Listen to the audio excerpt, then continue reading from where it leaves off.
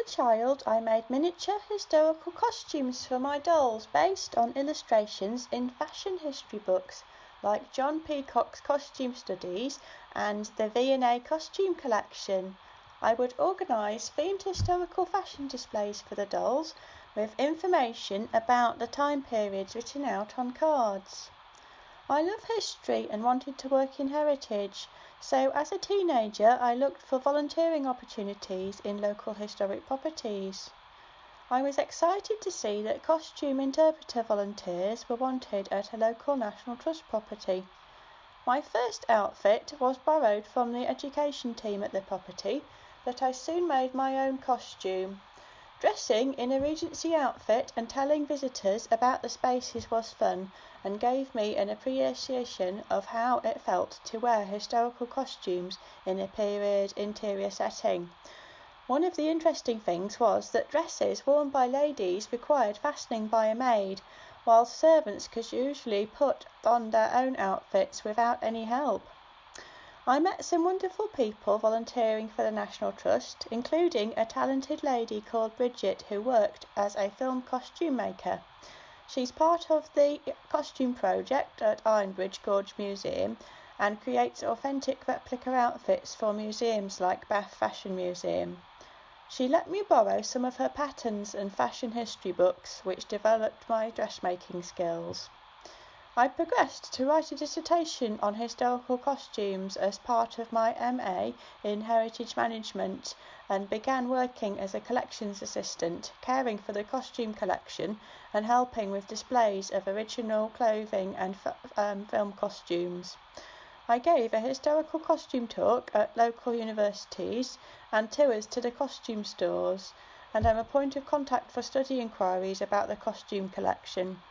I'll be telling you about the historical outfits that I've made, starting in the early 19th century and moving forward in time until we reach World War I. The first outfit I made was a maid's dress and cap to wear whilst delivering gossip and graft tours of the servants' quarters to families in the school holidays.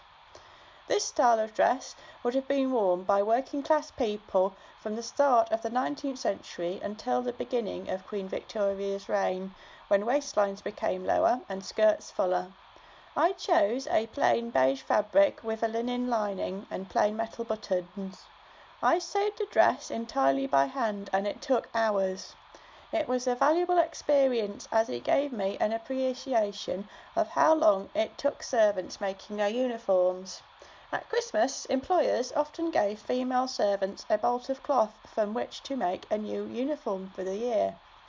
After having taken so long over the hand sewing, I bought a beautiful hand-operated vintage Singer sewing machine to help me with future sewing projects. The sewing machine dates from around the 1940s or 50s. I like the way it allows me to work slowly on projects, as I find electric machines can cause damage to some of the delicate fabrics I have worked with. I enjoy working with tools similar to those used by Victorian people when creating outfits.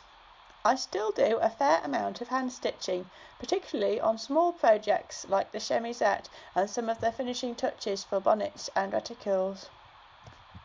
This style of dress dates from around the 1820s. This is one of the first gowns I used when I volunteered in costume as a middle or upper class guest to the house. The fabric is a replica of the patterns popular in the Regency period for day dresses. It is a pleasant dress to wear in all weathers, as the skirt acts like a fan on a warm summer day, but is insulating in winter as the cotton is tightly woven. At first, the gown was plain, as I always wore it with a Spencer jacket. Sadly, one of the sleeves became stained, and I had to think of inventive ways to hide the damage. This gave me the opportunity to decorate the gown so that it worked as a standalone dress. For my sewing projects, I find it helpful to collect pictures of historical outfits. The alterations to the sleeves are based on a design in a Canadian museum. The hand-sewn rose silk taffeta gown dates from around 1823 and is currently housed in McCord Museum. Decorative sleeves with a fabric overlaid in bands or in a triangular design was popular at the time. I like the idea of covering the bishop sleeves with triangular pieces of satin fabric and adding a matching rosette at the back of the dress. I use historically accurate ribbons made by Papillionaceous, a company that supplies reenactors and film outfitters, like the costumier of Poldark. The ribbon that I chose is called Ross Rose because it is a pink version of a ribbon made for Poldark. I often wear a red Spencer jacket based on a Sense and Sensibility pattern with this dress. The name Spencer comes from Earl Spencer, who allegedly set his coattails alight as he stood too close to a fire. Thereafter, he asked his tailors to make jackets without tails. These became popular with ladies who found the jackets useful to wear over a day dress to keep them warm whilst they were out walking. My jacket uses red cotton velvet, cotton lace trimmings and brass buttons, as these were materials commonly used in early 19th century jackets. I created a range of accessories to complete my walking outfit. The Reticule Bag is one of my favourite accessories and was fun and easy to make. I looked at historical embroidery designs to create a hand-sewn roundel of flowers and fruit around my initial, and I made a burgundy reticule for my friend to wear at the Jane Austen festival. A bonnet is essential to wear with 19th century walking costumes. Crafting my bonnet, based on early 19th century museum pieces, was a delightful project. I bought a plain straw bonnet from the Jane Austen Centre and added a lining of muslin with a velvet ribbon to stop the bonnet from slipping on my hair. I added a ribbon made from the same fabric as my reticule, posies of dried flowers and ribbon rosettes. As my collection of outfits grew, I looked for opportunities to showcase them at historic festivals and reenactments. I made myself 2 new outfits for the Jane Austen Festival in Bath. This gown is based on a design in John Peacock's book. Like my patterned Regency gown, it has bishop sleeves with detachable lower full-length sleeves. The gown is trimmed with frilled chiffon, cotton lace, cotton velvet ribbon, and it has mother-of-pearl buttons at the back. I sometimes wear this dress with a white muslin chemisette. This fills the décolletage and has delicate mushroom pleats and fine cotton lace trimming. The ruched muslin fabric is near a metre long, and there are 3 pieces of fabric for the frills. As the fabric is so fine, it had to be hand-stitched using a beading needle. This took ages. This is my first attempt at a Regency evening dress. I made this dress with lightweight printed fabric given to me by a friend. The design is loosely based on an 1818 dress pictured in Ackerman's repository. I went on to make a white muslin dress, inspired by the gowns mentioned in Jane Austen's Northanger Abbey and seen in Bath Fashion Museum. White Indian muslin was undoubtedly the most fashionable fabric of the early 19th century. This image shows a gown dating from the 1830s, which I used as reference when creating my dress. I was fortunate to come across a damaged vintage Laura Ashley white muslin dress that had got similar fabric to that used in Regency times, as muslin dress fabric of the quality used in Regency times is difficult to find today. The dress showed signs of previous alteration. A decorative element had gone from the top of the bodice, which I replaced. The gown had also been made smaller with the fabric sewn under at the shoulders and in order to make the dress sit higher on the body. I let this alteration down to return the dress to the original height. The back had loops for buttons, but they had been replaced with press studs to make the dress narrower at the back. It was too narrow to fit me at the back, and the press studs aren't suitable for a Regency period gown, so I found some similar fabric to sew into the back of the dress, shaping it into 2 curved panels on each side, as was fashionable in Regency times. I added mother-of-pearl buttons as they are more authentic to buttons used in Regency times, and some additional decoration using white cotton lace. The lace was a little bit of a stark contrast to the vintage colour of the muslin, so I ended up having to dye some of the additional lace in tea in order to get it to be the same colour as the rest of the fabric. I created an underdress to wear with the lightweight gown and wore the outfit for the first time at a historical themed garden party that some friends organised, as we weren't able to go to the Jane Austen festival during the lockdowns in the UK. We had a historical recipe afternoon tea, played croquet, did some sewing craft work and sang 19th century songs. We now move to the start of Queen Victoria's reign. I made this dress for the ball celebrating the 200th anniversary of Queen Victoria's coronation. The sleeveless dress would be worn with long gloves and has a full skirt that felt very elegant as I danced. The fabric used for the underskirt, visible at the base of the dress, is William Morris Merton Blue floral fabric.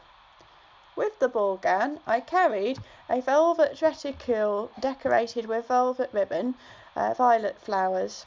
Unlike Regency reticules, which generally fastened with a cord, in the Victorian times metal clasps had become popular fasteners, and I used a metal bag clasp for my reticule. As the ball was held in the evening and it was chilly when I stepped outside, I created a maroon velvet cape to wear over the dress. It has false fur and jacquard ribbon decoration. I wore a mid-Victorian outfit for daytime events at the Llandudno Wells Victorian Festival. Here I am dressed in a deep green velvet jacket, replete with brass buttons and a chain fastening. I found this style simpler to make than my Regency jacket.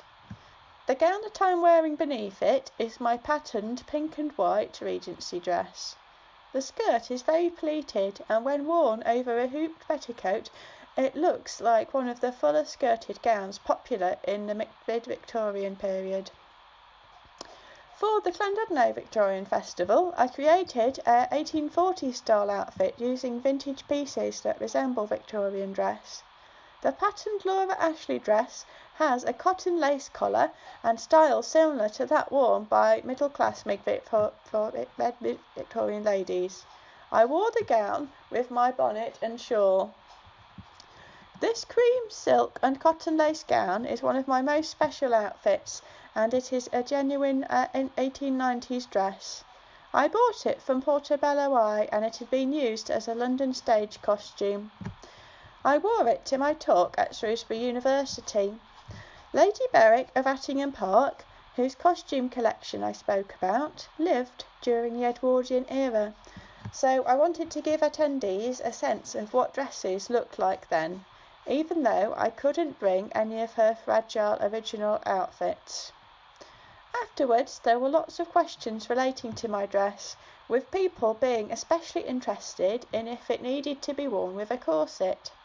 Although the dress was otherwise a perfect fit, the back would not fasten on me, as the lady who originally wore it would have had her back pressed in by wearing a corset. Probably her rib cage was deformed from wearing a corset from an early age.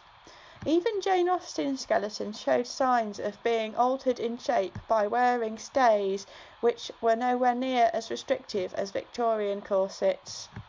Some wealthy high-fashion Victorian women even had ribs removed to make their corsets fit better.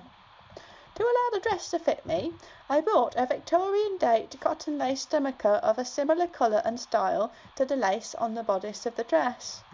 I carefully sewed this to the back of the dress, putting stitches through the many hooks and eye loops where possible. The number of these suggests that the gown needed the help of a servant to fasten it in place. And when I was altering the back of the dress, I put some stitching into the lining to avoid damaging the outer fabric in case someone later wants to remove the piece. This World War I nurse's outfit is made from a simple pattern using soft light blue cotton fabric. The red cross is stitched onto the front of the cotton apron, and new nurses were known to sometimes wash the Red Cross until it faded to make themselves look more experienced in order to reassure their patients. It's been wonderful to share photographs of my historical projects with you, and thank you very much for listening.